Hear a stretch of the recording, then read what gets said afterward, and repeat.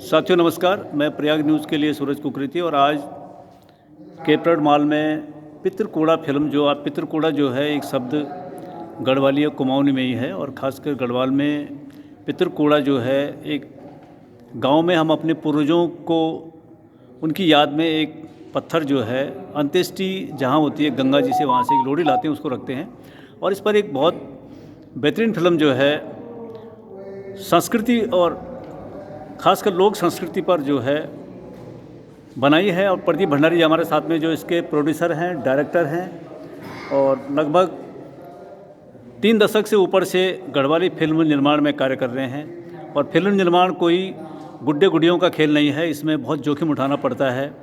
आर्थिकी भी चाहिए, बौद्धिक भी चाहिए और तमाम क्षेत्रों में महारत हासिल होना बहुत ज़रूरी है, तभी आप एक फिल्म जो है प्रोड्यूसर बन सकते हैं, एक डायरेक्टर बन सकते हैं। तो हम सीधे बात कर रहे हैं प्रदीप भंडारी जी से। भंडारी जी, आपका बहुत बहुत स्वागत है प्रयाग न्यूज़ में। और थोड़ा सा आप अपने बारे में बताएंगे कि आपने संघर्ष किया है, संघर्ष से सफलता भी मिलती है, कई बार मायूस भी होता है इंसान लाइफ में। तो आपने फिल्म क्षेत्र में जो चुना है और इसमें आप किस तरह से मुकाम हासिल कर रहे हैं और आगे आपका क्या मकसद है? मैं सभी दर्शकों को प्रणाम करता हूं और मैं प्रदीप भंडारी आज यहाँ कोटद्वार में हूँ और हमारी गढ़वाल का द्वार कहा जाता है, सिद्धि बली जी की धरती है, पूरी धरती है ये। और मुझे सौभाग्य मिला है और पहले भी मिला है और आज फिर से पितृकूड़ा फिल्म के रूप में यहाँ आने का और आपसे बात करने का सौभाग्य मिला है। मैं आपको धन्यवाद करता हूँ। और मैं जो सिद्धि बली की धरती है कोटद्वार में वहाँ पर हूँ और हमारे साथ यहाँ के बहुत ही संस्कृति के प्रति समर्पित हमारे शशिभूषण अमोली जी हैं और आप तमाम लोग यहाँ पर अभी थे, सबने आशीर्वाद दिया हमें। मैं यहाँ जब भी आया हूँ बहुत कुछ सीख के यहाँ से गया हूँ और बहुत कुछ मान सम्मान और उस कार्य को सफल करके यहाँ से गया हूँ। तो मेरे लिए धरती बड़ी बरदानी धरती है और सभी के लिए है। वैसे तो हमारी जो फिल्म है पितृकूड़ा, जैसे आपने बताया कि लगभग 25-30 साल से हम काम कर रहे हैं, बल्कि अगर हम मंच की बात करें तो उम्र ही हमारी पूरी इसमें बीत गई है कार्यक्रम करते हुए। लेकिन फिल्मों के लिए भी हम लगातार काम कर रहे हैं और मेरी इससे पहले भी कैका बाना, जिया की लाडी, आज दो अभी दो, उत्तराखंड राज्य दो और भगत जंजाल, ऐसे कम से कम 1 दर्जन फिल्में हैं, छोटे पर्दे की और बड़े पर्दे की। हेलो यू की हमारी फिल्म है बड़े पर्दे की। और उसके बाद ये पितृकूड़ा एक आज हमारी जो फिल्म है ये बहुत प्यारी फिल्म है। जैसे अभी आपने बताया है कि एक बहुत ही अनूठी, बहुत ही दुर्लभ, जो दुनिया में कहीं नहीं मिलती है, खाली हमारे उत्तराखंड में मिलती है, कि जो हमारे बड़े बुजुर्ग होते हैं उनके देहांत के बाद हम उनको भूलते नहीं हैं, उनको हम गंगा जी में डाल के नहीं आ जाते हैं, बल्कि उनके नाम का एक लिंग लेकर के आते हैं और हमारे पितृकुड़ी में जो हमारा मंदिर होता है उसमें स्थापित कर देते हैं। हम जितने भी हमारे उत्तराखंडी लोग हैं उनके कई सदियों पुराने वहाँ पर जो है वो लिंग आज भी उनके पितरों के रूप में वहाँ पर मौजूद हैं।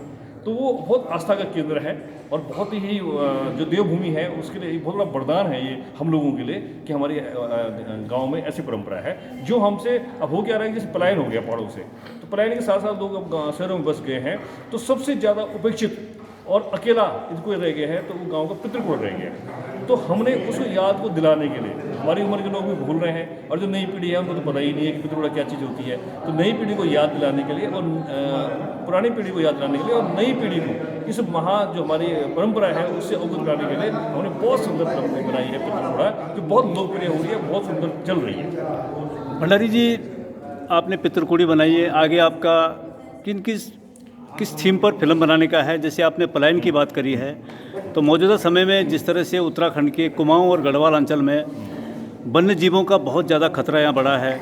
आए दिन जो है लेपर्ड, जिनको हम तेंदुआ कहते हैं, घर से बच्चों को उठा रहे हैं। सरकार हमारी बिल्कुल खामोश है और हम अपने जीवन को बचाने के लिए भी कुछ नहीं कर सकते हैं।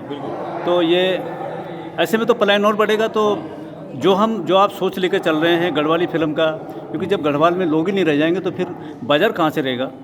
तो ये आगे क्या क्या आपका मकसद है, कैसी फिल्म बनाएंगे, कैसे पलायन को, क्योंकि आपकी जो जितनी भी फिल्में हैं वो सब लगभग कहीं ना कहीं उत्तराखंड की पीड़ा से प्रेरित हैं, और उत्तराखंड के पलायन को कैसे रोका जाए, क्योंकि पलायन रुकेगा तो संस्कृति बचेगी।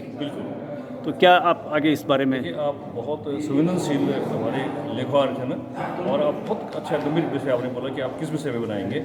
वाकई देखिए, मैंने एक चीज़ बोली थी अपने प्रेस वार्ता में कि जब तक हम लोकल कंटेंट नहीं उठाएंगे, लोकल विषय नहीं उठाएंगे, लोकल विषय वस्तु नहीं उठाएंगे, लोकल पीड़ा नहीं उठाएंगे, लोकल जो रोज़ रूबरू समस्या से होते हैं, जो पीड़ा पहाड़ की है, जो बात पहाड़ की है, अगर वो नहीं उठाएंगे तो उन फिल्मों को बनाने का मकसद ही नहीं है, बेमकसद फिल्में हैं उनका कोई उद्देश्य होना चाहिए। जैसे हमने ये भी एक बात उठाई है, ऐसे हमने ऐसे हर बात उठाई है। तो ऐसी कई समस्याएं पहाड़ में हैं। जो पलायन है ना, वो पलायन केवल जो है रोजगार के कारण नहीं हो रहा है। आज पलायन जैसे आपने भी कहा है, कई कारण हैं। हम पूरे साल बड़ी मेहनत से अपने हाथ पैर उंगलियां छिल करके, हमारे माता बहन हमारे जिसने मतलब एक फसल उगाती हैं, है ना, और तमाम काम करते हैं, मेहनत करते हैं।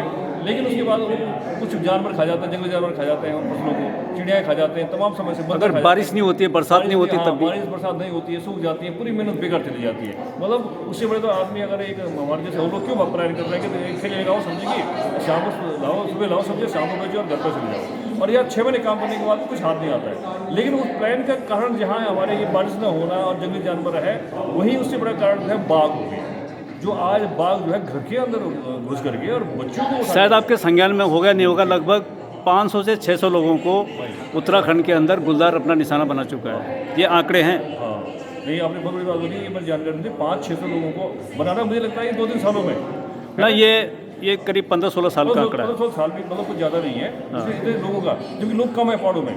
उसके बाद भी 5 साल बहुत बड़ा आंकड़ा है ये। फिर बहुत भी बड़ा आंकड़ा है। आदमी का जीवन कितना, बहुत बड़ा मनुष्य जीवन के लिए सब कुछ हो रहा है ना। भाई अब मुझे लगता है कि इस पर वाकई अभी सरकार भी कोशिश कर रही है। हम देखते हैं कि साहब चिंता करते हैं, लेकिन चिंता से कुछ नहीं होगा। इसका सटीक इसका समाधान कैसे होना चाहिए, और जिस विषय पे बातें होनी चाहिए, और ये फिल्में बननी चाहिए। फिल्मों के माध्यम से बहुत बड़ा असर पड़ता है सरकार में, समाज सब लोगों पर, और सब लोग। और जैसे कि हमारे साथी अभी रावत जी भी थे, उन्होंने भी ये विषय वो करें कि नहीं, उन्होंने फिल्में उठा रहे हैं, तो मुझे लगता है ये विषय उठेगा, और जो असली फिल्मकार होगा पहाड़ का, उस विषय को उठाएगा। और ये जरूरत पड़े, हमें लगेगा कि हाँ ये विषय अभी पूरी तरह से उठानी है, तो हम भी इसको उठाने का। लोगों की क्या समस्याएं पहाड़ में हैं, कैसा उनका जनजीवन चल रहा है, ये तमाम चीज़ें भी जी हमारी आंचलिक फिल्मों में दिखना चाहिए। बिल्कुल, मैंने कहा कि बहुत सारे प्लानिंग कारण हैं, बहुत सारे पीड़ाएं हैं, वो सब उठनी चाहिए। ये थे हमारे साथ प्रदीप भंडारी जी, और उनके साथ में थे शशि भूषण अमोली, जो शिक्षक हैं और बहुत ही सुंदर जो है ये संचालन करते हैं, एंकरिंग करते हैं। दोनों का साधुवाद, आभार। और इसी तरह से हम अपेक्षा करेंगे भंडारी जी से कि आप इसी तरह से आंचलिक फिल्मों को इस तरह से संवारेंगे कि वो कहीं ना कहीं उत्तराखंड के जनजीवन को एक बेहतर दिशा देने में सक्षम साबित होंगे। थैंक्स।